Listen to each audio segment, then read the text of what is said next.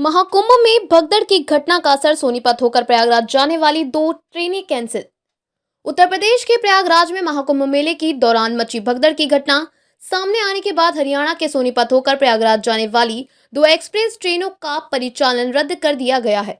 एक अधिकारी ने बुधवार 29 जनवरी को इस संबंध में जानकारी दी। सोनीपत होकर जाने वाली 2 ट्रेनें रद्द।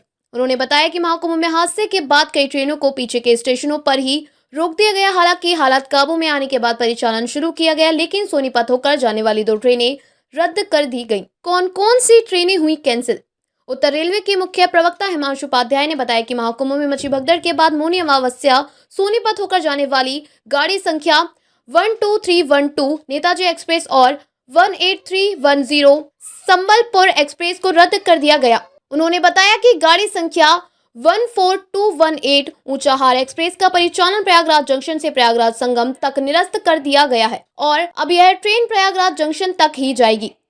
महाकुंभ में भगदड़ की घटना का असर सोनीपत होकर प्रयागराज जाने वाली 2 ट्रेनें कैंसिल। उत्तर प्रदेश के प्रयागराज में महाकुंभ मेले की दौरान मची भगदड़ की घटना सामने आने के बाद हरियाणा के सोनीपत होकर प्रयागराज जाने वाली 2 एक्सप्रेस ट्रेनों का परिचालन रद्द कर दिया गया है। एक अधिकारी ने बुधवार 29 जनवरी को इस संबंध में जानकारी दी।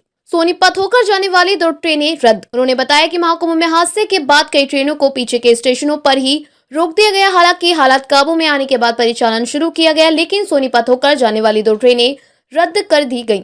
कौन कौन सी ट्रेनें हुई कैंसिल? उत्तर रेलवे के मुख्य प्रवक्ता हिमांशु उपाध्याय ने बताया कि महाकुंभ में मची भगदड़ के बाद मौनी अमावस्या सोनीपत होकर जाने वाली गाड़ी संख्या 12312 नेताजी एक्सप्रेस और 18310 संबलपुर एक्सप्रेस को रद्द कर दिया गया। उन्होंने बताया कि गाड़ी संख्या 14218 ऊंचाहार एक्सप्रेस का परिचालन प्रयागराज जंक्शन से प्रयागराज संगम तक निरस्त कर दिया गया है और अब यह ट्रेन प्रयागराज जंक्शन तक ही जाएगी।